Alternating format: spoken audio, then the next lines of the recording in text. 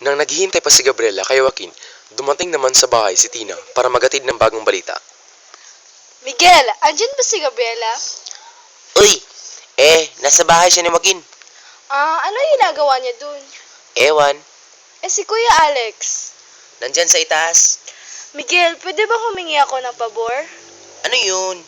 Pwede ba bang puntahan si Gabriela at pakisabing nandito ako?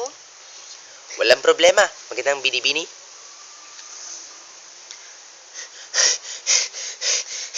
Ma'am Gabriela!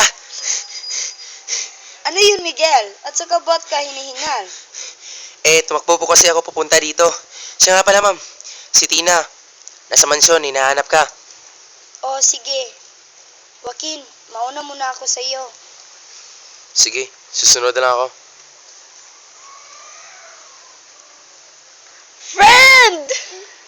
Friend! May ganda akong balita. Ano yun? Tuloy ang party mamaya.